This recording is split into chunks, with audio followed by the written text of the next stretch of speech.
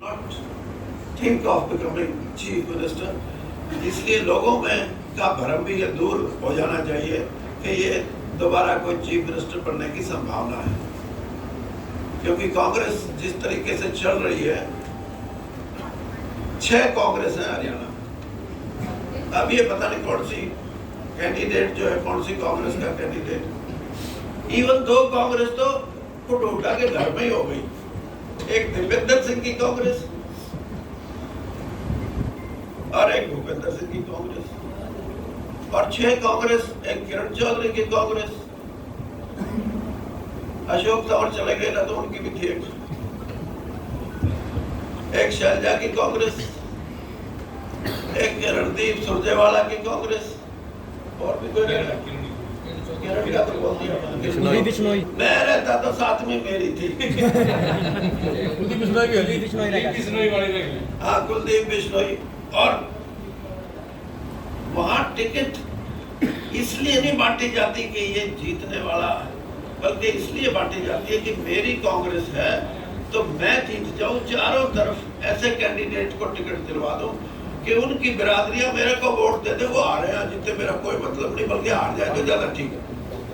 मैं कांग्रेस का general secretary in charge रहा हूं 7 राज्यों का, जिसमें उत्तर प्रदेश, राजस्थान, मध्य प्रदेश, हिमाचल, उत्तराखंड और कर्नाटक और महाराष्ट्र की 2 बार मैंने टिकटें बांटी है।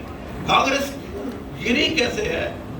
वो नेताओं ने गिराई है जो सिर्फ अपने निजी स्वार्थों की सिद्धि करने के लिए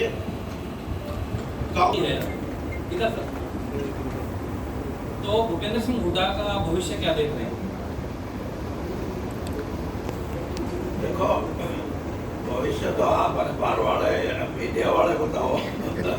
आप कि कांग्रेस पार्टी कांग्रेस नहीं है, सिकुड़ती हुई पार्टी है। उसमें भी 5-6 ग्रुप हैं। अब जो खुद अपनी एग्जिस्टेंस का खतरा मानते हैं, वो राज्य के लिए क्या करेंगे, ये सोचनीय विषय। सर, ऐसे हालात हो जाते हैं कि भूपेंद्र सिंह हुड्डा अगर पार्टी बना ले और आपको ऑफर कर दिया जाए कि सीएम पद के लिए, तो आप जा सकते हैं क्या? ये तो एक देखो, ये सवाल आखिर में पूछना, अभी और बहुत सवाल। ये इच्छा भी रह रही सर। आपको ट्रेजरी किंग कहा जाता है। 30 साल से आपकी भावना कि आप मुख्यमंत्री बनेंगे, ये इच्छा भी है आपके अंदर? ये सारे सवाल बाद में जवाब दूंगा, वरना तो क्लाइमैक्स अभी आ जाता सवाल। और आप भारतीय जनता पार्टी की नीतियों से खुश होकर भारतीय जनता पार्टी में आए या भूपेंद्र सिंह हुड्डा से नाराज होकर यहाँ आए? भारतीय जनता पार्टी की नीतियों से खुश होकर यहाँ आए या भूपेंद्र सिंह हुड्डा से नाराज होकर यहाँ आए? ये बात सही मेरे आपको तो वीरेंद्र सिंह का तो पता ही नहीं। वीरेंद्र सिंह को प्रधानमंत्री उस समय के मनमोहन सिंह जी ने 3 दिन पहले टेलीफोन करके कहा था कि आपको हम कैबिनेट मिनिस्टर बना रहे हैं और आप दिल्ली छोड़ के कहीं ना जाना।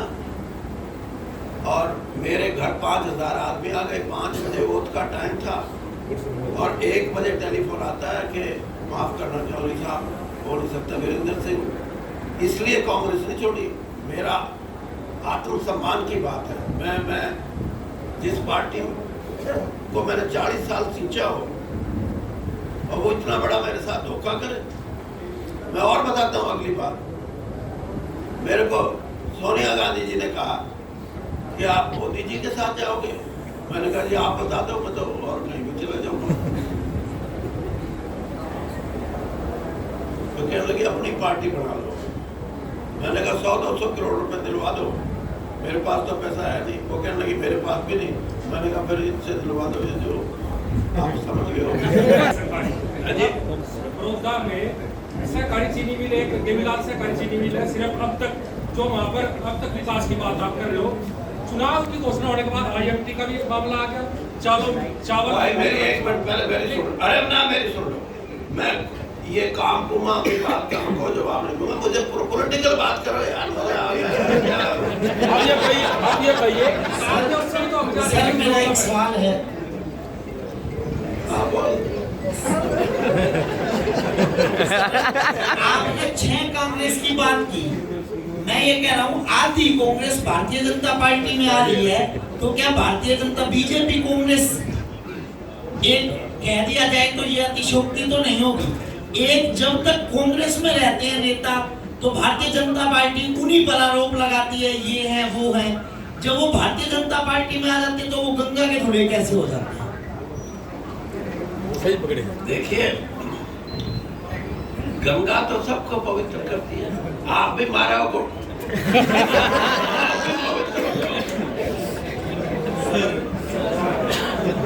प्रदेश में जो किसान जो आंदोलन कर रहे हैं, ऐसे किसान अध्यादेश जो लेके आए, जो एक्ट में जो बदलाव किया गया है, वो छोटू राम जी वाला एक्ट जो है उसमें जो बदलाव किया गया है, वो पहले वाला एक्ट ठीक था या अब वाला एक्ट ठीक वो रहेगा।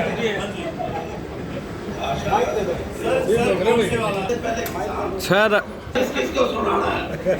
हाँ मैं दिल्ली तक आवाज दिल्ली तक। मैं किसान हूँ, किसान के लिए मैं कुछ भी कर सकता हूँ। एक मिनट, मैं बोला मत भाई जाना, मैं पॉलिटिकल बात कर रहा हूँ आपको। और दूसरी बात, देखिए, किसान के लिए एमएसपी की जो कंसेप्ट है वो 1941-42 में चौधरी छोटू राम लेके आए। जब दूसरा विश्व युद्ध चालू था और बंगाल में बहुत बड़ा कहर पड़ा हुआ था, अकाल पड़ा हुआ था, तो उस समय महात्मा गांधी जी ने अलाइड फोर्सेस के लिए अपील किए हुए हैं। तो नंबर एक बात तो ये है कि एमएसपी अगर प्रोफेसर की तनख्वाह के हिसाब से लगाई जाए तो आज 6,000 रुपये क्विंटल से ज्यादा बढ़ता है, उसी हिसाब से अगर लगाई जाए। दूसरा, ये संभव नहीं क्योंकि लोग कहेंगे जी महंगाई होगी, मार दिया जी ये जी।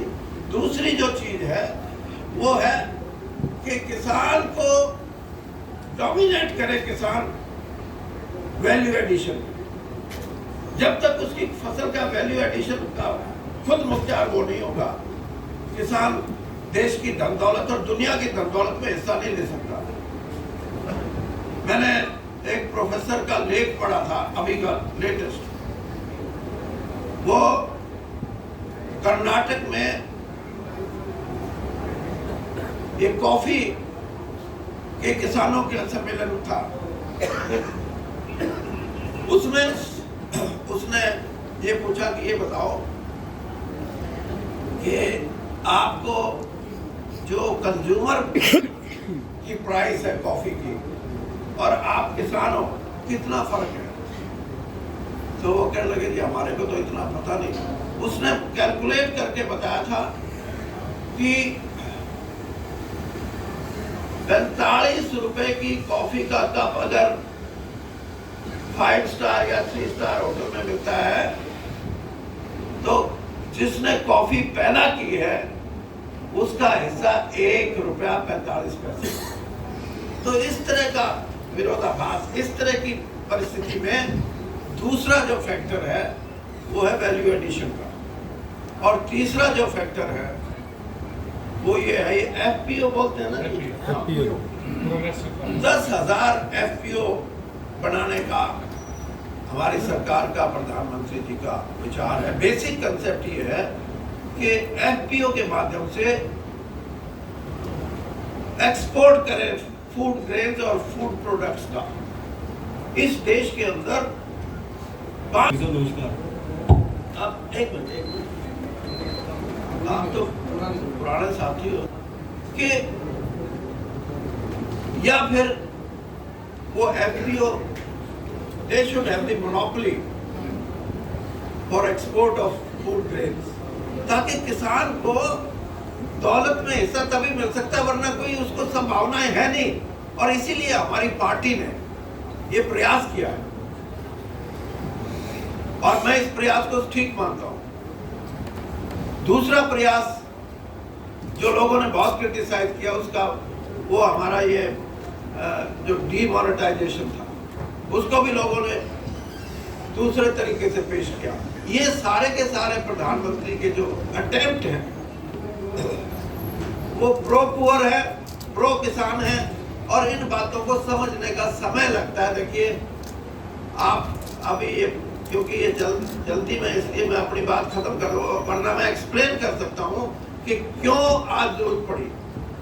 जब 1966 में 66 रुपए क्विंटल भाव तय किया गया, 30 साल तक हरियाणा पंजाब के किसान ने अपनी आर्थिक अवस्था को मजबूत किया, लेकिन 2000 आते आते प्लेटो आ गया। अब अगर 50 रुपए 100 रुपए क्विंटल बढ़ा भी जाए, दे दिया जाए, तो उसका पड़ता दिखाता उसको। तो इसलिए इस सारे हमारे प्रयास का quantum jump, to give quantum jump to the farmer for his produce, ये है। तो इसलिए आपका जो सवाल था मैं बता दिया कि मैं पक्का किसान हूँ, किसान के लिए मैं कुछ भी कर सकता हूँ। और अब तो आखिरी फेज है लाइफ का, तो भैया इसमें मैंने तो राजनीति को भी ये फैसला करके दिया था कि मैं कोई चुनावी राजनीति नहीं करूँगा, लेकिन आदत राजनीति की पड़ी हुई वो करता रहूँगा। चुनावी नहीं करूँगा, राजनीति जरूर करूँगा, और किसान के भी राजनीति करूँगा। सर सामने मेरा नाम विनोद लांबा है मीडिया से। मेरा सवाल ये था कि जितना आपका अनुभव है उसके हिसाब से स्ट्रॉन्ग होल्ड आपने कई नेताओं के देखे हैं, मुख्यमंत्रियों के देखे हैं। यहाँ चुनाव में सर्विस की बात कर लें या ज़्यादा बात कर लें, कहीं ना कहीं भूपेंद्र सिंह हुड्डा और दीपेंद्र हुड्डा का गढ़ नजर आता है। तो भाजपा का कौन सा ऐसा फार्मूला होगा कि यहाँ कमल खिला पाएंगे आप लोग? देखिए कमल तो खिल गया, आप क्या खिला पाएंगे, लोग खिलाएंगे। लोगों को 4 साल है, काम ले, और जैसे मैंने कहा काम प्रॉम्प्ट, इंस्टेंट कॉफी सुनिए, इंस्टेंट, इसी तरह इंस्टेंट काम लो हमारे से। और लोगों की ये भावना भी है, क्योंकि यहाँ काम हुए नहीं। अगर काम होते तो लोग ये भी कहते कि हमारी तृप्ति है। मैंने जो कहा, मेरी बात को मैं आई स्टिल रिपीट कि भूपेंद्र सिंह हुड्डा से जब भी यहाँ कैंडिडेट जीतता था, ये उम्मीद थी कि ये मुख्यमंत्री रहे और हमारे काम करेंगे, लेकिन आया इनका कभी नहीं। अब आगे मैं ही कहता हूँ कि मुख्यमंत्री नहीं, अब तो मैं भूपेंद्र सिंह हुड्डा दोनों मिलके आराम से घर रहा करेंगे, कोई ज्यादा जल्दी की बात नहीं। चौधरी साहब सवाल आपके व्यक्तित्व के मुताबिक फर्क नहीं पड़ता चौधरी वीरेंद्र सिंह किसके झंडे के नीचे खड़े हैं या बैठे हैं, उनको जो कहना वो कहते हैं। तो सवाल कुछ ऐसा ही है। उम्मीद रखता हूँ कि ईमानदारी से ये परवाह नहीं करेंगे कि आप बीजेपी की प्रेस कॉन्फ्रेंस में बैठे या झंडे के पीछे बैठे।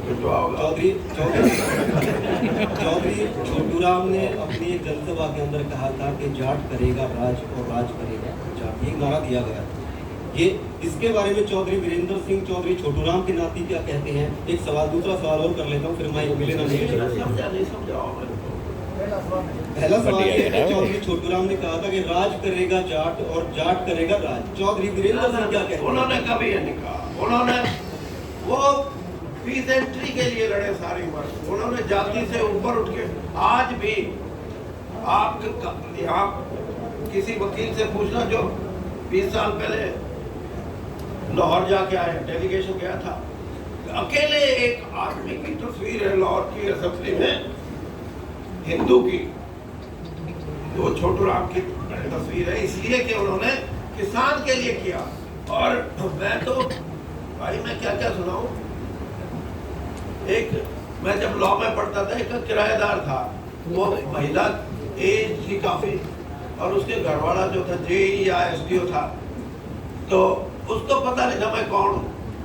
तो कह रही मैं कमाई जी मैं तो रो सकता हूँ, और रो तक जिड़ा छोटूराम सी। मैंने कहा हाँ, ओ अच्छी तो छोटे बच्चे होते सी, नारे लाते सी, ओ केड़ी सी माई जब मैं छोटू कसाई।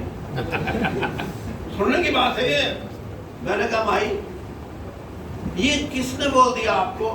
कहते साढ़े माँ प्यो बोलते सी कि तुसी काले झंडे ले और गली जाओ नारे लाओ। मैंने कहा क्यों? अब मेरा वो कहते साढ़े घर ब्याज बटूता कम कर देती वो खत्म कर देता उसने। मतलब उस आदमी ने कोई जाति पाति के हिसाब से हाँ नारा है और उसकी डायमेंशन भी है कि राज करेगा खालसा आकी रहे न कोई। इसलिए अब बीजेपी का राज है और बीजेपी की वोट दो। और बीजेपी को जो ये भाई कह रहे थे कि मिनी कांग्रेस आपने कहा था कुछ तो करेंगे यार, मिलने ली तो और कुछ करेंगे माइक्रो करेंगे। जी मेरा एक सवाल रहेगा था चौधरी साहब, एक सवाल था कि आजकल की जो पॉलिटिक्स है, राजनीति है, अगर नेता कांग्रेस छोड़ दे तो बीजेपी में चला जाए तो कांग्रेस को गालियां देगा, अगर बीजेपी छोड़ के कांग्रेस में आ जाए तो बीजेपी को गालियां देगा। मतलब जो राजनीति है क्या उसके अंदर सुचिता मूल्य कुछ रहे नहीं क्या? चौधरी वीरेंद्र सिंह के हिसाब से मतलब आज की पॉलिटिक्स का क्या? भाई मैं आपके सवाल बहुत इम्पोर्टेंट है, मैं इसको इस तरह एक्सप्लेन करता हूँ। देखिए जो एंटी डिफेक्शन लॉ है ना, इसने पार्टीज को बॉस बना दिया, पॉलिटिकल आउटफिट जो है इंडिविजुअल के मुकाबले। और इसलिए जो भी छोड़ के जाता ना कहता दम घुट रहा था। आप मीडिया के लोग मजाक उड़ाते हैं यार, सब जो भी जाता छोड़ के कहता, लेकिन ये इस बात में कहीं ना कहीं सच्चाई है कि जो पार्टी का बॉसिज्म है उससे कई बार खिन्न होके तंग होके लोग पार्टियां छोड़ते हैं।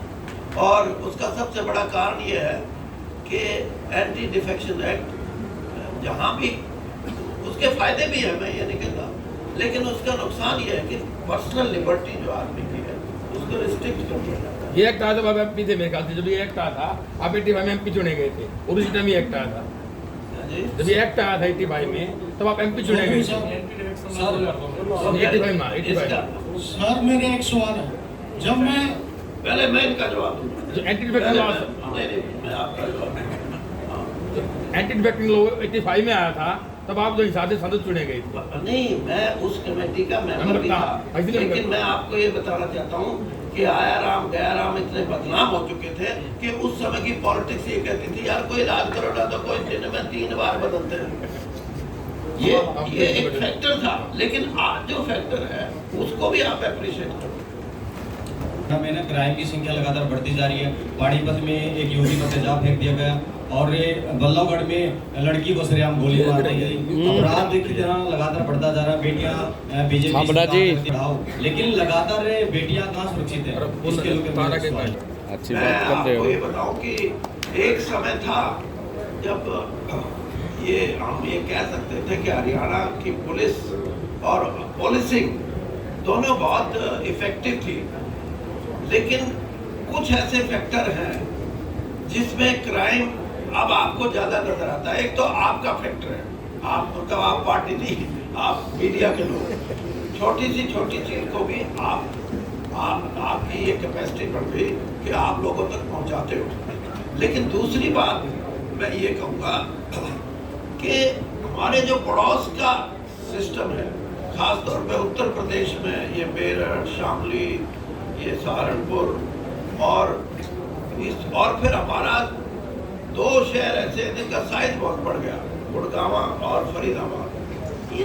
इन को ये सही बात है कि क्राइम लगता है, लेकिन फिर भी हमारी सरकार एफिशिएंटली इस चीज़ को डील करती है। और मैं तो ये मान के चलता हूँ कि बिल्कुल पॉलिसिंग जो है वो ऐसा हथियार है कि किसी भी डिस्टर्ब्ड चाहे स्टेट है डिस्टर्ब एरिया उसको भी लाइन पे लगा सकते हैं। अंतिम 2 सवाल। जबकि आपके प्रदेश अध्यक्ष ओम प्रकाश धनखड़ है, वो ये बोल रहे हैं एमएसपी अनिवार्य नहीं है, तो सच कौन बोल रहा है और झूठ कौन बोल रहा है?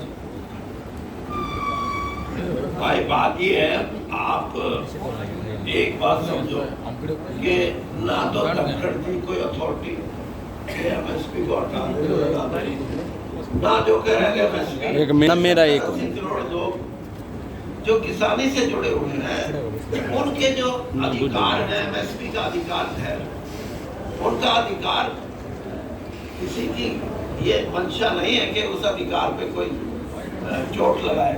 और प्रधानमंत्री तो बिल्कुल बोल चुके हैं और हमारा एग्रीकल्चर मिनिस्टर नरेंद्र तोमर जी तो खुद मैंने बंद कर रहा हाउस में कहा है कि भाई एमएसपी यूं क्यों रहेगी, एमएसपी की परचेज यूं क्यों रहेगी, और एमएसपी सिर्फ अभी तो 23 या 26 फसलों पे है।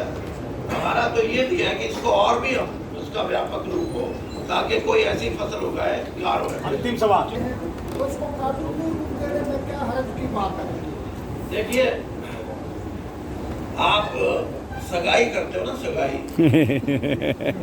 सगाई के सिस्टम है, ठीक और बड़ा होगा, ठीक का कौन सा छोटा वायदा हो गया, ये कहीं लिखे हुए नहीं है, तो एमएसपी भी है रहेगी। काम तो सरकार कर रही है, उसमें बात नहीं करेंगे, राजनीतिक चर्चा करेंगे, ठीक है। काम बीजेपी सरकार कर रही है और अनेक काम हुए हैं, 3 जो कृषि कानून है वो लागू हुए हैं। तो आप ये बताओ कि आप प्रेस के हो या कोई किसान हो या क्या? प्रेस सर, जबरदस्त हरियाणा से भी जी जी, वरना यहाँ पगड़ी वाले हमारे कार्यकर्ता भी घूम रहे हैं। किसान पत्रकार लगा लो जी, किसान के घर में जन्म लेके तो अच्छी बात है। तो सीधा सा सवाल ये है कि काम बीजेपी सरकार कर रही है, 3 कृषि कानून आए हैं, तो काम को छोड़ के वीरेंद्र सिंह की राजनीतिक सोच इन 3 अध्यादेशों, 3 कानूनों के कितने पक्ष में है? मैंने बता दिया। देखिए, अभी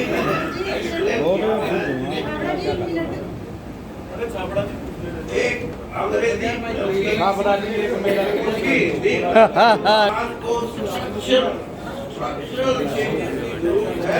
जो मैंने बात कही, ताकि इस देश की धन दौलत में हमारा हिस्सा हो। यार मेरी साथ पढ़ लिया, मैं तो वकील पढ़ गया, और मेरे साथ जो लॉ करके गया था उसने फैक्ट्री लगा ली, वो तो 2 साल बंगार मांड है, पूरा रुमाल भी लावे, घर में जो कानून। तो ये जो दौलत का बंटवारा है, ये किसान को संघर्ष करके 2 बातें अगर वो करते कि एक तो वो वैल्यू एडिशन में मालिक बन जाए, और दूसरा जितना भी एक्सपोर्ट है वो किसान के माध्यम से हो, तो फिर हमारा दौलत में हिस्सा होगा। और वही आप पूछ लो नहीं, एक ही शब्द का आंसर चाहिए था, कितना पक्ष में आप हैं, बस आप पूछ लो, आप पूछो सवाल। एक ही शब्द का आंसर चाहिए था कि कितना पक्ष में, कितने परसेंटेज? नहीं, परसेंट थोड़ा हुआ है, एक आप वोट बता दो कितने जीतेंगे या कोई बात नहीं। कांग्रेस में, कांग्रेस को भीतर से जाना है। हाँ, अगर आप कांग्रेस में होते, आपने ये कहा मैं कांग्रेस में होता तो मेरी पार्टी भी अलग होती। अगर आप कांग्रेस में होते तो इन 3 कृषि कानून को किस वजह से देखते? क्या कर देते? अगर आप कांग्रेस पार्टी में होते तो आप इन 3 कृषि कानून को किस नजर से देखते, किस नजरिए से देखते? आज बीजेपी का बन क्या है?